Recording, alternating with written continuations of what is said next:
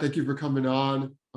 We met at Elemental Rhythms breathwork event over at Clear Being, and I really connected with what you were saying. You kind of opened up the whole event with a beautiful talk, a little bit about your story, about meditation, and you took us through kind of a guided meditation. And what really kind of made me connect with you is when you were talking about your trauma and the things you've been through, and kind of the transformational experiences you've been through, and to where your life is kind of at now. And that's what kind of called me to reach out to you, to get you on the podcast and share your story a little bit. Yeah, So thank you again for coming on. And I think a good way to kind of just kick this off is just to kind of like let people know a little bit about who you are and kind of what you're up to right now. wonderful. Yeah, absolutely. So, the health and wellness space has always been a massive passion of mine, really aligning with who I am and what I believe in down to my core. You touched on an event that occurred in my life, which, isn't unusual for a lot of people. On one level or another, we experience difficulties, traumas, and they really have the capacity to shape who we are, and how our body accommodates for it and copes, then forming kind of a new reality. And this goes all the way into our genome, our DNA. And I'll tell you, of course, it was out of breath work. You mentioned meditation. Mentioned an event that occurred in my life, and a lot of difficulty arose from that point forward, in terms of a real degradation of my physical wellness. I got extremely sick. I used to be about 230 pounds, a lot more muscular. And within about an 8-week period, I went down to about, or maybe even less than 8 weeks, I went down to about a buck 75. Couldn't walk, all my joints were inflamed, complete, brain fog, couldn't think straight, amongst other symptoms. And, because I guess there was a proclivity and a history around, holistic medicine and natural wellness and orthomolecular nutrition, when I had approached the conventional, medical system with these symptoms, there was a lot of talk about symptom management or, crisis management. There was no real discussion around what's the core of the issue, what really happened here, and how does that connect with us deeply as human beings. And from that point, I really went within and I really connected with, the latent mastery that I believe we all have at our disposal, which is, the ability to heal our bodies and our minds through modalities such as meditation, breath work, nutrition, and certain, modalities or supplements that are unconventional, let's call them. So I really went through a deep dive in that realm, and really for the first time ever, had to put my money where my mouth was and really heal my own body. Energy medicine was a big part of that.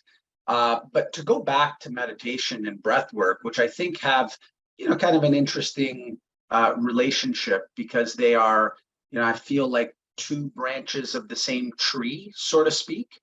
It was my relationship with an executive healthcare clinic that prompted me to get into meditation at the time. So this health crisis really prompted me to look outside of the conventional medical system. I was introduced to an executive healthcare clinic, a paid for private healthcare, of which the director has a deep relationship with mindfulness meditation, through his secular experience with Buddhism.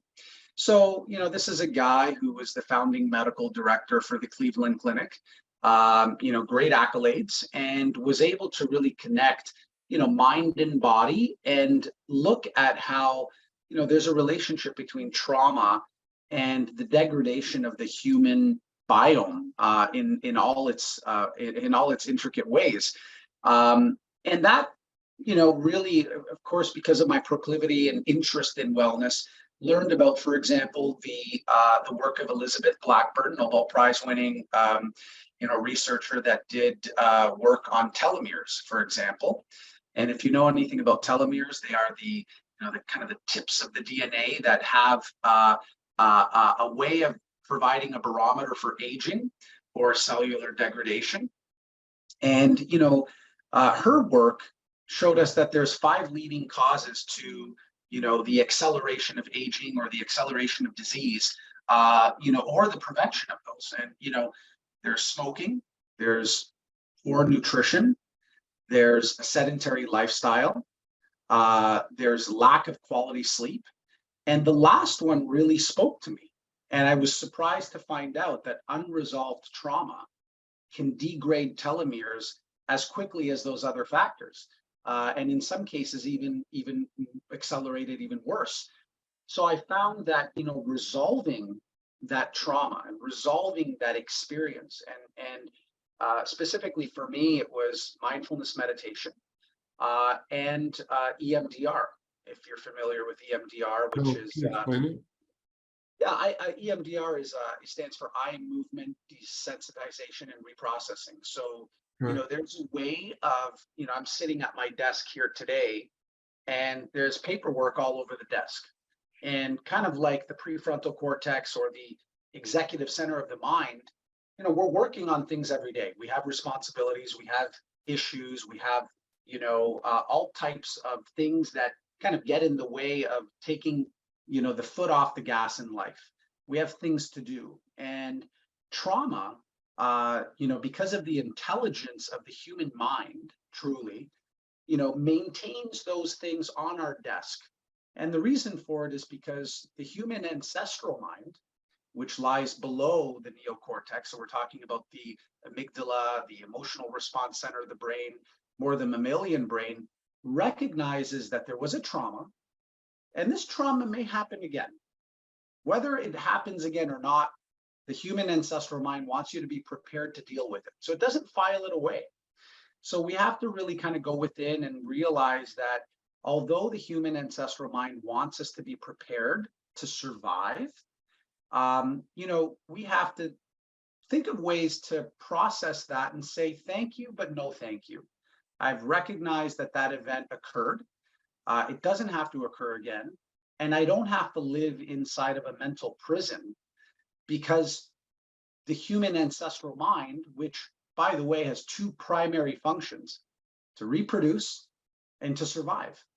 Right. And times what it does is it will bring to light potential danger at all costs, including the truth. So I found myself after this traumatic event living in a mental prison.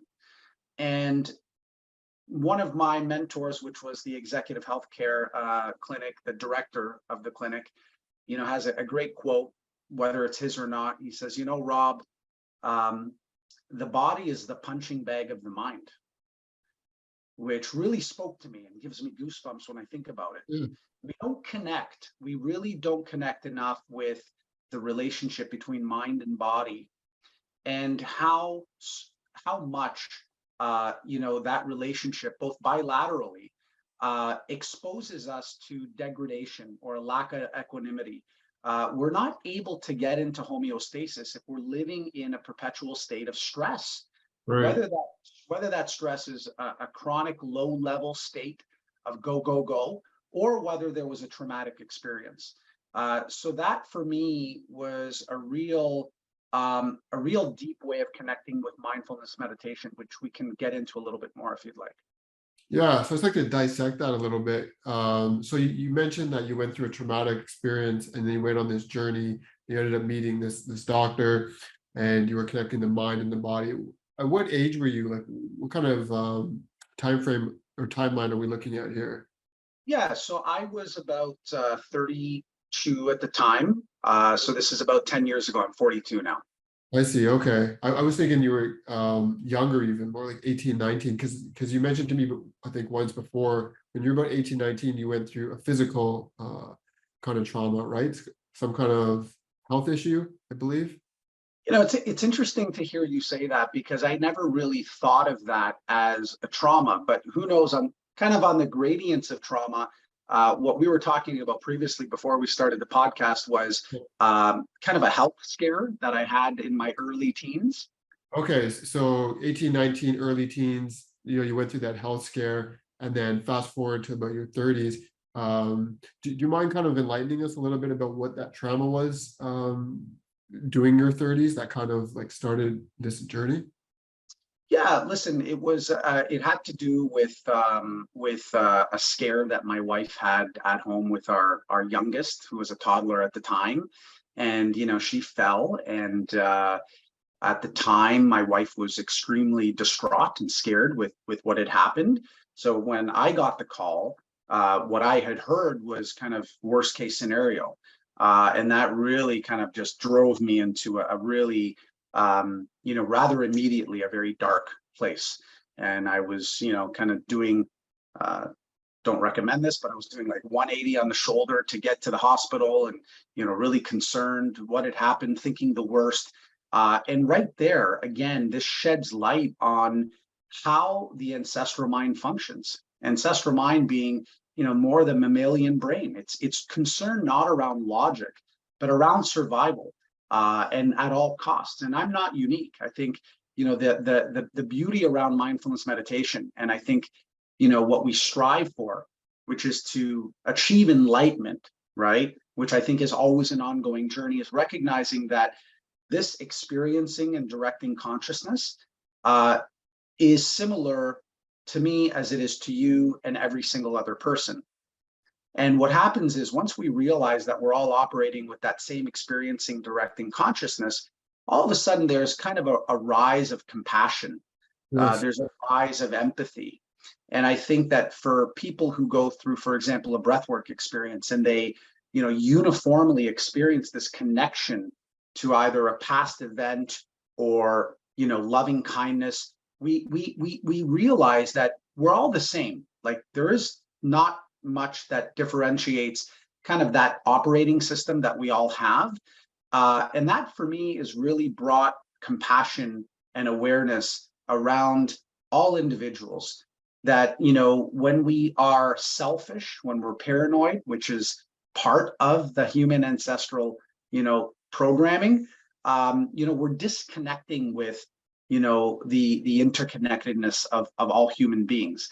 And when we see suffering with other people, when we see stress, when we see anxiety, when we see paranoia or selfishness, we typically like to jump to judgment, right? And we frown upon other people for acting out or doing certain things, of course, with the exception of, perhaps mental illness or other challenges. But it's really prompted me, to really think about how, that's me, and I could also go through those things, so sorry to deviate there, but it's all kind of so connected, right? No, I appreciate you for deviating, because like I understand where you're coming from, and you're trying to kind of create this kind of, this backstory, if you will, of like what your thought process was during these events and what it kind of led to where you're at now. So I do appreciate that. And I can relate too. And one thing that you said, was that word awareness. And I think when your level of awareness rises to like all these things showing up in your mind and the way you're reacting to these external situations, when you can be aware of that stuff and catch yourself in it and allow yourself to breathe through it, you can kind of bring your nervous system back down, relax in the moment. And as I say, you can respond to this situation versus react to it. And I think that's where the real change kind of happens. Because when you're just reacting to the external situations that are happening to you, a lot of that kind of negativity or resentment or judgment can come up, and the anxiety is coming up, and then you're just like living in a place of negativity. So I see definitely where you're coming from. So when you were, you got the call, right? And then you're going to the hospital. First of all, was your daughter, did she end up okay? And then second question is like, yeah, how did that turn into a negative, or sorry, how did that turn into like a traumatic experience that really set you on that kind of downward spiral? Yeah, thank you so much. I'm going to rewind even just a little bit further. I heard you talk about, kind of the fight or flight response and reactivity. One of my favorite authors, I remember Tim Ferriss talking about mindfulness meditation. He would reframe it as anti-reactivity training, which is brilliant, because you're completely right to suggest that we can garner awareness of the present moment. And that is sort of a way of exercising your awareness of the present. And let me kind of give you an analogy, one that worked really well for me. Mindfulness meditation is extremely simple. In essence, what we're doing is we're focusing our attention on something that resides in the present moment. And that may be, the tactile sensation of the breath through my nostrils. It might be the rise and fall of my chest as I'm breathing, the sensation of my body in a chair, and just focusing on that which is existing in the present moment. Now, what happens is naturally the human mind is programmed to either anticipate what's going to happen next or go back and ruminate on the past. And the more dominant is anticipating what may happen, and we go into all kinds of thoughts. A meeting that I might have, someone I got to call, what's happening for dinner tonight. And during a mindfulness meditation practice, what we do is we just notice that our mind has wandered, and we bring it back to whatever's happening in the present moment, that sensation. And every single time we do that, it's like a repetition with a dumbbell where we're strengthening the ability to remain in the present moment. Now, this doesn't depart from ruminating or anticipating, because that's natural. It's a natural function of the human mind. What we're doing is we're garnering the ability to remain present, because here is the only place where we have executive authority. And what happens is, with what you were suggesting, once we're reactive, we are then subordinate to the ancestral mind that really doesn't care about being present. It cares more about survival and propagation. Right. So, Sorry, just a question on that, because do you feel like when you do go through a traumatic experience and then it's kind of left suppressed within you, something external can trigger that traumatic experience subconsciously and bring out those emotions and feelings without you even being aware of it? well, that's interesting, because the way I would look at that is I would define whether or not we're talking about PTS, which is post-traumatic stress, Okay. or PTSD. Now, PTSD, of course, is a disorder where you really become imprisoned by all things that are shackling you to anticipating that happening again and again and again. And this is why, in the most extreme cases, with people who have been through, all sorts of difficult experiences, they're really unable to experience any type of, kind of, whether even if we want to call it a trigger, there's many things that can really trigger it as a real-time experience where this is happening now. They have not been able to file away the experience. So Right. with post-traumatic stress disorder, which is what I experienced, I went back to tell you that, I had received the phone call. Yes. Well, anytime my phone rang, my heart rate went through the Oh, roof. no way. I broke out into sweats, and I was anticipating that that could happen again. Now, this was not my conscious mind generating this. This was a deep, programming, within my body to say, you need to anticipate this so it doesn't happen again. It was such an existential threat that we cannot afford for that to happen again. So, Right. logical as it may be, what I needed to do was I needed to file that away.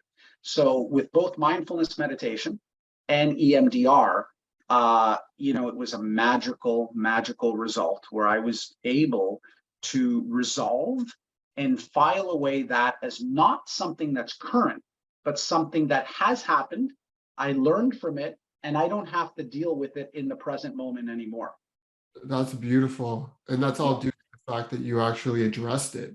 And I think that's something to be said too, because like a lot of times, even when we were a kid all the way to young adult to where we are now, we go through these traumatic experiences in our life, but we don't deal with it. We leave them suppressed within us. We try to push them down. We try to avoid those emotions.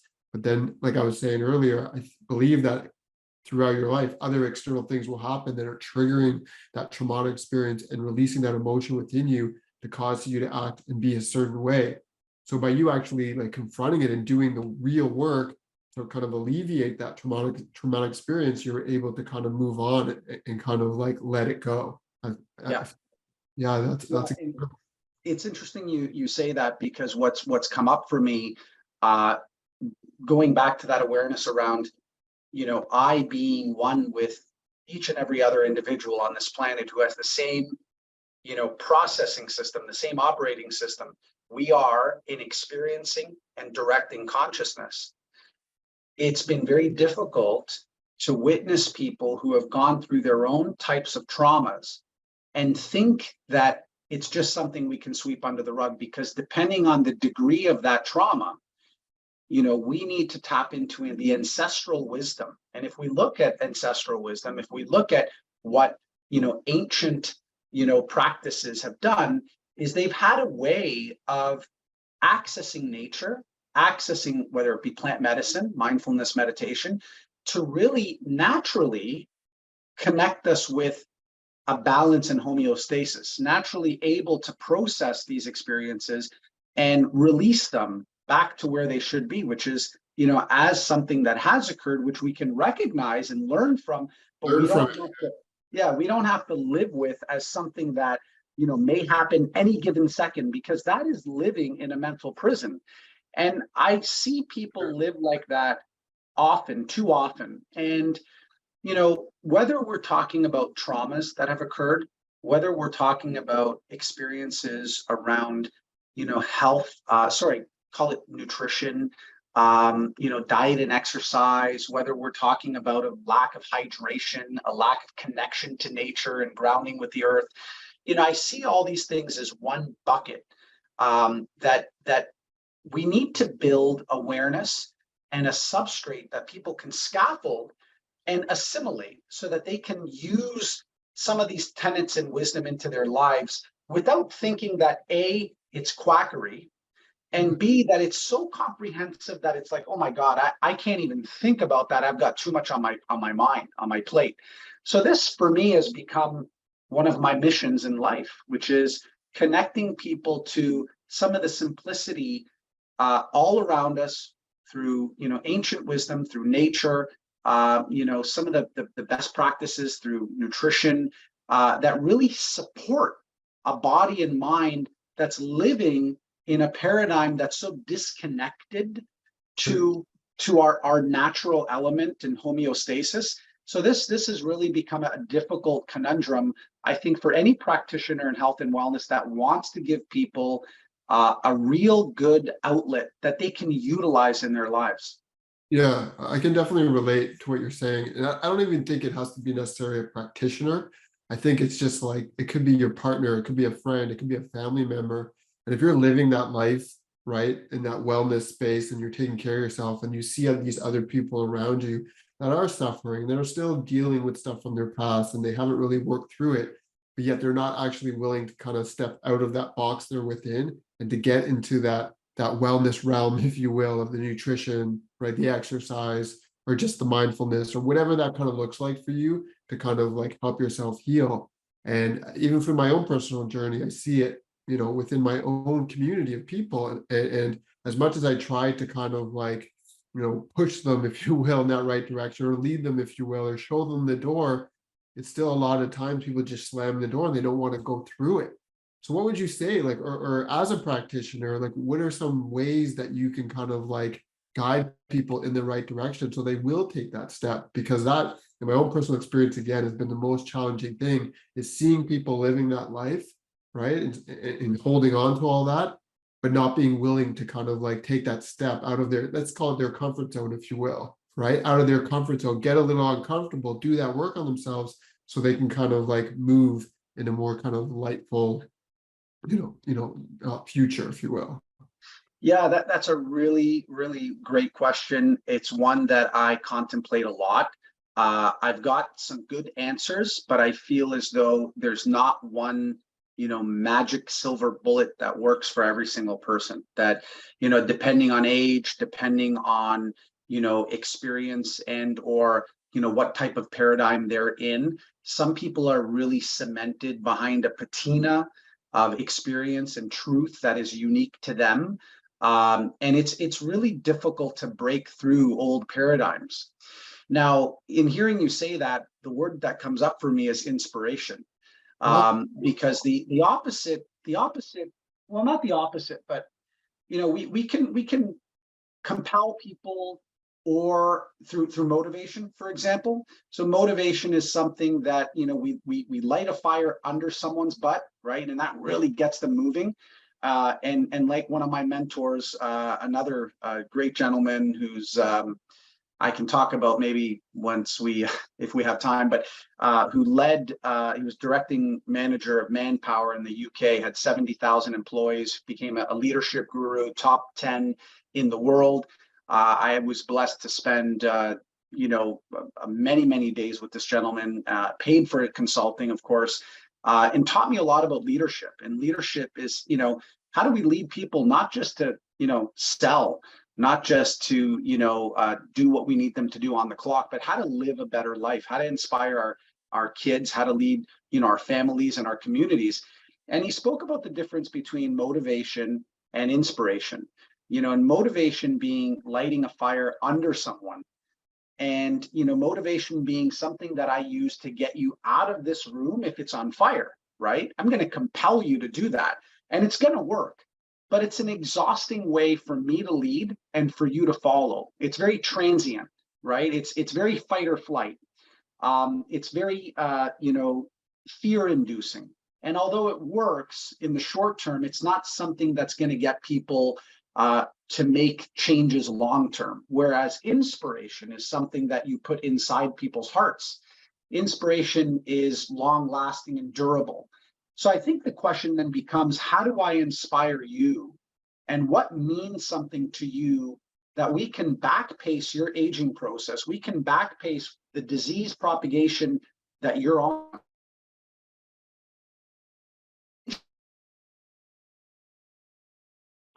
that is sustainable. And there's a big difference between those two. So I think the question for me becomes, how do we inspire people and what really connects with them to make changes that last?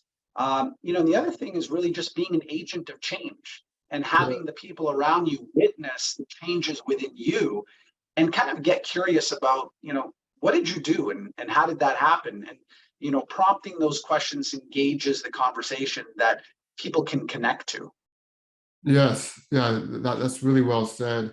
I like the idea of the inspiration, the agent of change, and that's been my journey personally. Is just kind of leading by example, if you will. And I always start with my kids. I have two little kids. They're 7 and 9 years old, and that's my they're my inspiration, if you will.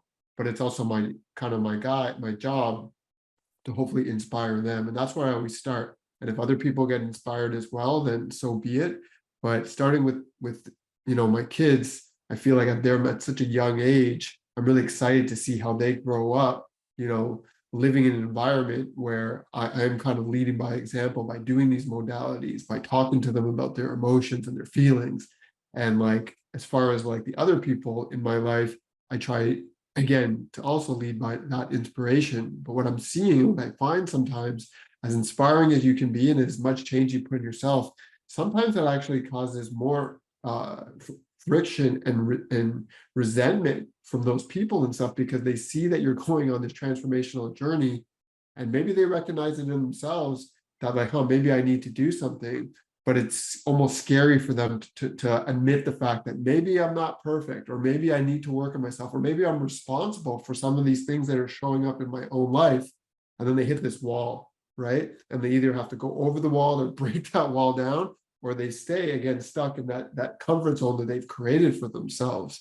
So it's an interesting kind of back and forth situation that you're in. But I love what you're saying. And I think just that premise of, yeah, agent of change, being that light worker, taking that positivity and taking those experiences of your own life and just putting them out there and seeing where they lie. I think that's really powerful. Yeah, no, listen, I appreciate that, and I'm happy to share. And if this helps anyone, there's utility in it. I'll tell you that in hearing you talk about the work around perhaps inspiring those around us and why there may be resistance, Mm. I really think that has a lot to do with the ancestral mind again. So, we are tribal beings that rely on our community on an ancestral level. Okay, so we can probably talk more about this maybe in another podcast, but the ancestral mind is an interesting operating system that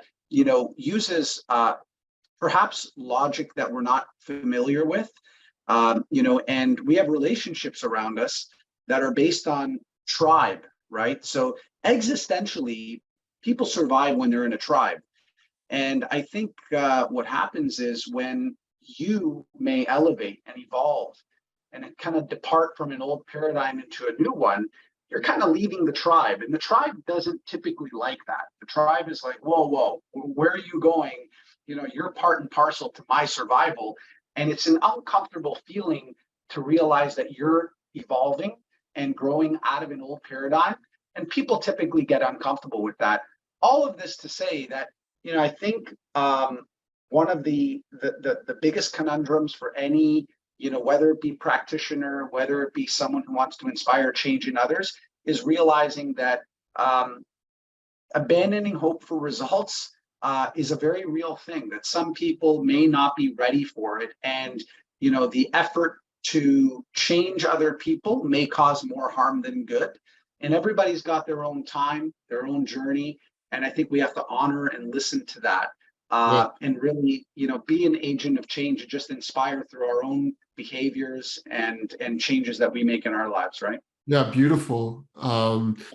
Okay, so let's bring it back a little bit, because I want to understand more about like the experience that you went through, because you went through the post-traumatic experience with the phone was ringing, and you did this work, right?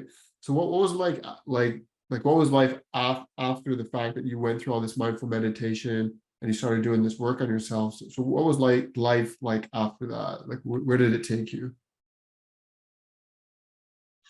Yeah, well, I'll tell you that after that event, um, there was um, a crazy experience that my physical body went through as a result of the agitation and trauma that my mind went through. That this is a very real, tenable, connection between the mind and body, and this was why I got very sick. So I didn't have the resilience to be able to fight off an infection. So it was actually, I think it was either a bacterial or viral infection that really digged its claws into my body in a way that is typically unusual, right? The body has an immune system, has resilience, has the ability to ward off and fight off infection. And I think that was what testing found, was that it was an infection that really made its way deep into my body because I was under such levels of stress. So it speaks to the importance of resilience, right? Mindfulness meditation, proper sleep, nutrition, just rest overall, which in our go society, we kind of disconnect with and we look at as weakness. So I think people really have to connect with the importance of that. But what I will say is after that, that was a journey. That was a journey of at least 8 years of deep, continual mindfulness meditation practice. So I think that overall the healing journey took at minimum about 2 years. I still felt a lot of discomfort, a lot of limitations in my physical strength and body, joint pain. I had to make a lot of nutritional and dietary changes to accommodate a lot of gut healing. So it was no short road, which I think speaks to the difference between kind of a conventional way of living versus addressing core issues, with health and wellness. And it doesn't have to take 2 years, but I will say that had I not done that, I likely would have been on drugs lifelong, and I would have been, relegated to a condition that I would be living with long term. So I'm curious, like, so this was this all due to that one phone call and that whole experience with your daughter, or did this trigger anything else that you've dealt with maybe in the past, or that was suppressed within you? And I'm not taking away from the experience with your daughter, because I don't fully, and I hope, and again, maybe you can just share if your daughter is okay now, because I don't think you ever said, but Can you shed some Oh, light on, like, absolutely. yeah, Yes, absolutely. No. Everything was fine, and it was just a bad fall. But of course, in the moment, it was very scary, both for my wife and I. But yes, she is 100% okay, perfect today. Thank God. And that's a good question, whether or not there was, some type of lineage to that experience and how it may have connected to something in the past, whether my past or whether a yeah, past that I had nothing to do with, right? Because we know that there is such thing as generational, trauma and lineage that connects. There have been, many studies on this showing that we connect to experiences of not only our past, but our parents' past or their parents' pasts. So, that's a good question. I don't think I have the answer to whether or not that's there was a deeper trigger there, but I think it just speaks to, how comprehensive, our relationship is with stress and trauma, and how it's something that really should be resolved and should be looked at as something that we pay attention to as a real cause and effect relationship. And we don't look at it as something that's transient. I'm not saying that every stress has to be managed, but there are gradients of trauma, right? There's small stressors, and then there's, major stressors. And I think it's important that we pay attention to these things. Yeah, I totally agree. And I think it's a good example too of like going through an experience, right? And then things kind of linger inside of you. And then you have these thoughts. And as soon as the thought goes off, it triggers the emotion inside of you, which triggers your body to feel something. And if you're continually stuck in that cycle, that's where the stress and that's where your body can go into a situation. Like, I guess that's what happened to you, where then you started to get some kind of virus or disease, right? And then you kind of went down that path. So after, like, again, after all that was happening, and then you started taking care of yourself, you started doing the meditation, you started focusing on your nutrition, and you did the work. And you said, I believe it was 7, 8 years of doing this really kind of right, heavy work on yourself. And then when you came out the other end, what was life like for you then? Because I remember you kind of sharing, and this was, I think, before the podcast, that like when you were younger, you kind of had this calling to help people, right? And you kind of had this like feeling that like you're supposed to go in a certain path, but you didn't kind of open yourself up to that calling. You went in a different direction. You started a construction company, right? So maybe you could fill us in a little bit there, because I think that's really kind of relevant to your story, and I think it's really kind of going back to the word inspiring, is how like you built up this construction company, and when I understand it became very successful, right? But then I think you went through this journey, and then now you're more on that wellness journey of kind of helping, working with other people through mindfulness. Am I kind of painting the right picture here? Yeah, listen, overall, I think there's a lot of accuracy in the way you've kind of framed that. I would say that certainly the connection to the mind body awareness around helping people navigate that became a lot more visceral. Yeah. It became a lot more connected. I was able to really recognize how deep stress and chronic stress go, and how it's part and parcel to our ability to achieve health and wellness. And it's something that's part of a wheel, right? And I mentioned before, it's all inside of one bucket, right? And this is one of the, I'll call it, challenges with holistic wellness or true wellness, which is, providing people a framework that they can assimilate. So for me, it's been really about, if I could only have so much time with an individual and I could influence changes in, only so many parts of their lives, and I had to kind of pick my battles, what would I work on, right? What kind of changes would I, want to make within a person or inspire? And of course, with holistic health and wellness, the rabbit hole goes very, very deep, right? We can talk about stress, we can talk about EMFs, we can talk about nutrition, we can talk about grounding, we can talk about light. Light is such a massive impact on our health and wellness. We can talk about sleep. And once we have these conversations, uh, for the wrong, well, I don't want to say the wrong person, but for a specific person, it can become very overwhelming, right? So, it's for me, it's become about how do we inspire change in bite-sized ways that help people feel a real difference in their day-to-day, in their vitality, in their outlook. And one thing that I found is that it's really about, in our modern world, removing interferences more than it is about adding. So, when I was out of school with my nutrition designation, my friends were making fun of me because I was like the walking pharmacy. I had every supplement you could imagine. This is essential. Vitamin E is essential. Coenzyme Q10, and you got to have your ashwagandha, and you got to this, and you got to that, and digestive enzymes. And you'd look at that and say, "Wow, that's cool, but that's not really sustainable. Like, how do you live like that, right? Like, that's kind of stressful. Oh my God, lot to think about."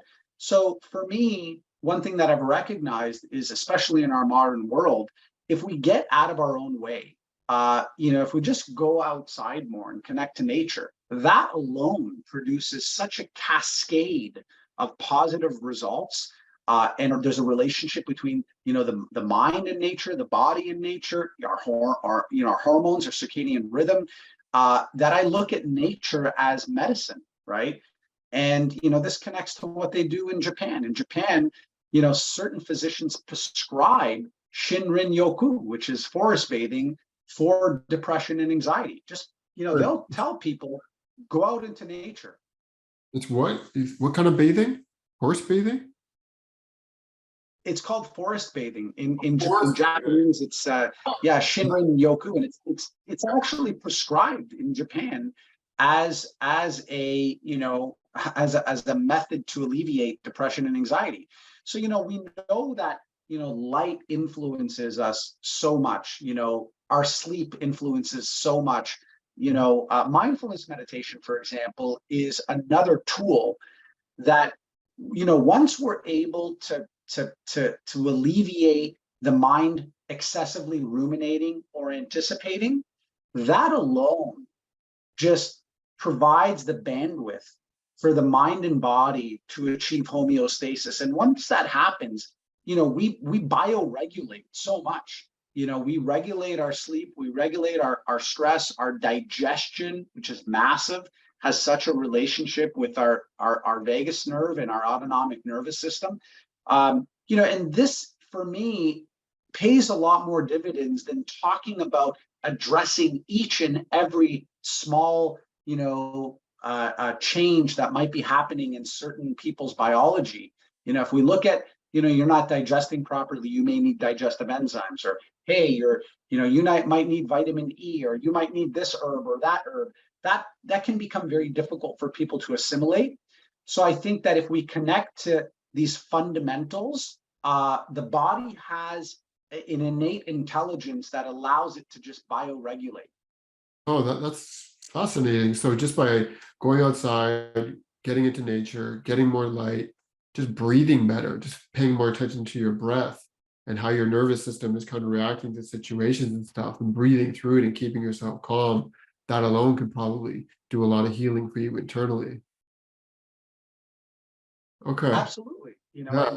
Yeah. And during our breath work, Gio was talking about, the breath and how it impacts everything from digestion to sleep to stress response, our posture. So again, the rabbit hole goes so deep that if I'm working with an individual, or what I've learned from my experiences, if I just do these few things correctly, it takes care of so many other Right. things. And Right. that's easy for me to introduce into my life as a lifestyle change.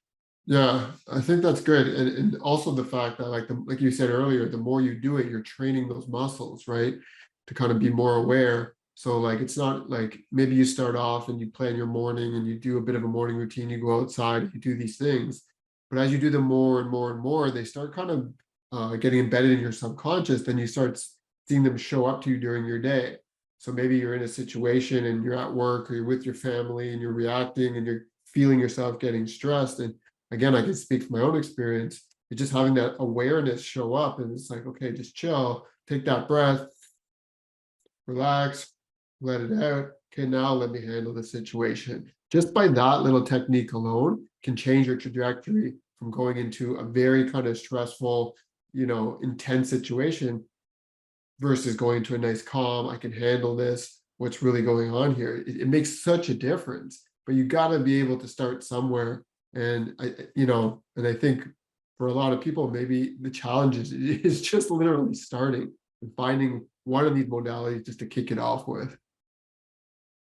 Yeah, and I'll tell you, for me, the real magic is when you as an individual just feel so much better, your energy levels, your mental clarity, your level of happiness and elation, your ability to engage in all types of fun experiences in life, with your children, with your family, being there, being able to have the energy and bandwidth to serve humanity. Like, the payoff is so much greater, right, than the cost. So for me, when people see that, there's been changes in my life, I don't eat a certain way, I honor getting the right type of exposure to nature.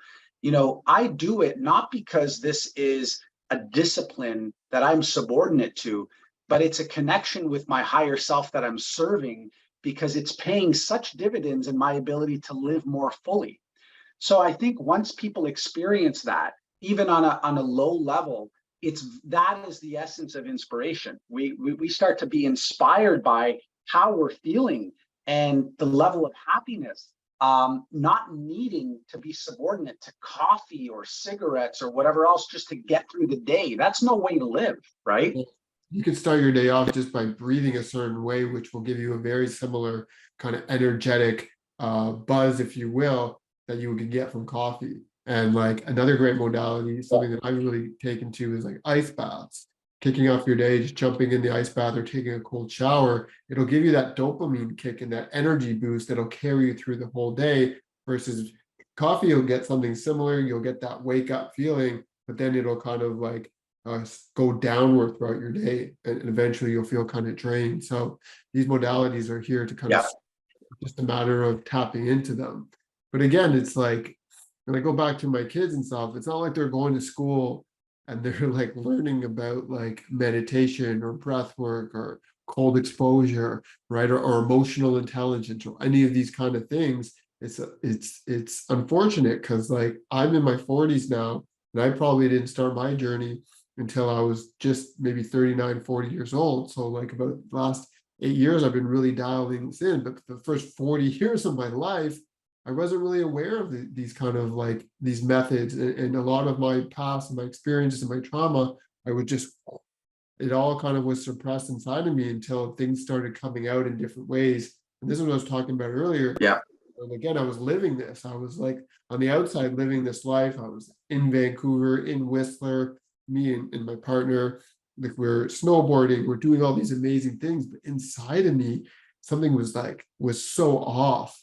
And it started coming out, it started getting triggered. And then I had my daughter, and I started seeing little patterns of like aggression, and little things that were coming out of me. And I didn't understand why, but I didn't want her to see me like that. And that was one of my catalysts to really saying, okay, I got to deal with this no matter what it takes, no matter what, I have to do. I got to work on this stuff. I got to go back and understand where all that trauma is coming from, or where all that, internal kind of pain is coming from. And that was kind of the kickoff to my personal journey.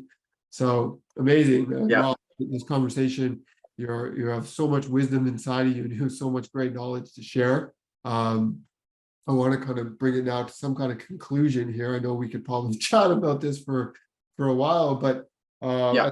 as a way to cap this off, like, what are you up to now? And I've asked you this a few times, and we haven't quite got there, but I bring this up again because I want you to share a little bit about the work you're doing now. And is there ways for people to kind of reach out with you and connect and even work with you? Is that something that you're currently doing? Yeah, I appreciate that. So as we wrap up, I'll tell you that my partners and I, are now basically putting together a beautiful system and plan for a health and wellness space and technology that helps people scaffold the very challenges we were talking about, right? Which is how to optimize, how to live fully, how to prevent illness and not be subordinate to living in triage. So the company is called Immunum, IMUNUM, Immunum. You can find us on Instagram. You can find me on Instagram at Rob Amante Conscious. I guess we can post some links for that. And ultimately, we're in startup phase right now. So we are, building some presence, and we're trying to find a physical space in the city of Toronto, which is going to be part and parcel to kind of the whole vision. We want to tether to technology, and we understand that technology has an incredible capacity to connect people, to connect them to resources, to connect to their wearables and biomarkers. But we're also aware that people need community and people need to come together. So physical space is also very important. And the practitioners and just the entire vision is to give people the proper type of awareness and substrate so that they're doing what's essential to feel better as quickly as possible, to reverse chronic stress and inflammation, which we believe are at the forefront of all, our problems when it comes to health and wellness, Yes. reducing inflammation and reducing chronic stress, and I go as far as to call it distress, because stress is, too much of a vague term. Stress can be very beneficial, right? Stress is hormetic, right? And it's a way that we garner strength and resilience is to go through certain stresses. But when we're in a chronic state of stress, that's not good for the human experience in the body. It's not good for the mind, and we degrade very quickly when we're in that state of chronic stress. So our company is built around providing people the awareness and the tools and resources to prevent long-term stress and inflammation. No, that's fascinating. So when you say Yeah. the awareness around it, is this going to be like more like a program or kind of like consulting or mentorship, if you will, to help people, get that awareness of where that stress is coming from and how to kind of like let that go and go through that process of letting it go? Yeah, so I appreciate the question. I think the answer to that is more around looking at people as, we're all the same, right? We're all working with the same, biology, the same type of experiencing, directing consciousness. We all experience stress.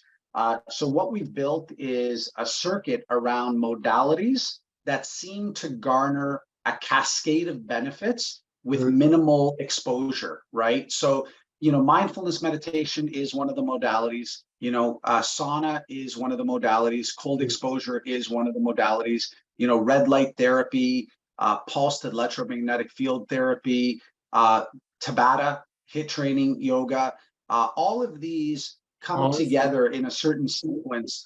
Yeah, and they seem to just provide so much benefit that we feel that if we could only work with an individual, an hour, 4 to 5 days per week, what would we expose them to? What type of changes would we want to influence in their lives and inspire change with it, right? So, we don't have control over every single element of other people's lives, but when they come to Immunum and when they access the technology, we want to give them the best results in the shortest period of time. So we're building the Right. model around that.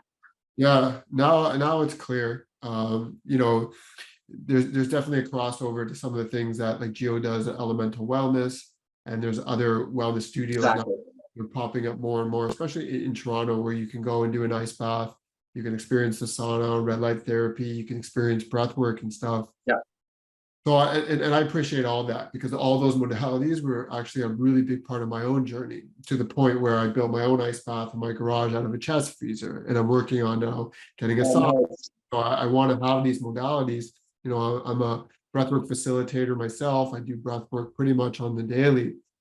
But what I found interesting, and this is part of the premise of me creating this podcast, Create a Life You Love, and also a program that will kind of coincide with the podcast, is like, okay, so we do all these modalities, we put people into these environments, and a lot of times when you do this, and we see it a lot with breath work, a lot of things come up for people, right? A lot of that suppressed emotion or past experience or traumatic experiences, if you will, come up for people. It's like, so what happens then, right? People are having these amazing, profound experiences. All this stuff is coming up. It's like, what's next for them? Kind of looking at it as like the integration phase, right? Like you go on this amazing plant medicine journey, you hit it on the head, you come back.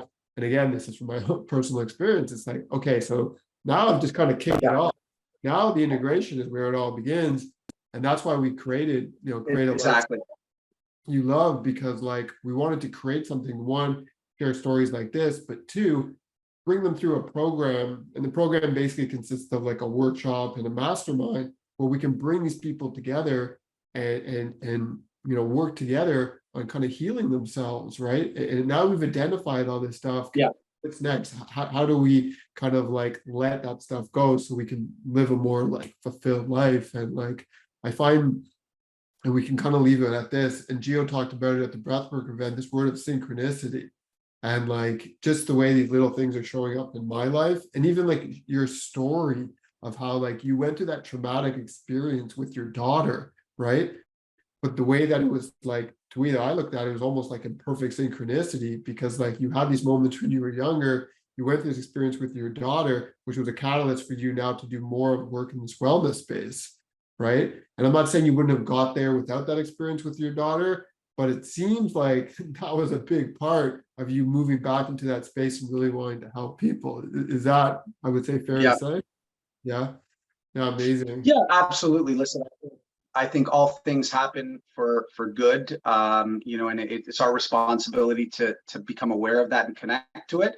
But I think what you're saying about integration and community is key, and this is why we have the name Immunum. I am unum, right? I am one. So Immunum is a large part of the experience is the modality around community itself, coming together with like-minded people and having the ability to really complement and become relating to other people's challenges, because we're all dealing with the same thing, rich or poor, black or white, young or old. We're all human beings, and we really thrive and really do best when we're in settings where there's continual community. So yeah, I appreciate that. I agree with the integration part as well. Yeah, I saw it a lot when I first started doing the breath work. And I started realizing too, sometimes it wasn't even about me sharing and what came up for me. It was also just listening to other people's experience and what was coming up for them and how much I gained from that. Yeah. And like recognizing that we were all the same, we were all one. And like what you're going through, well, guess what? That person could be going through the same thing in a different way, but it's all interconnected. So when you come together, it's so beautiful. So, okay, well, That's thanks. right. Thanks again, Rob. You did share we could reach out to you. I'll put links in the description. So if anyone wants to connect with you personally, they can go and do that. But again, this conversation was amazing. I learned a lot about you and, the direction that you're going and what kind of brought you here. So I appreciated that. And yeah, I guess that's it. We'll talk to you in another Yeah. episode. Yes. Okay. Yeah, let's definitely do that. I enjoyed it, and I would love to have another conversation in due time. Okay. All right. Cheers. All right. Thank you so much.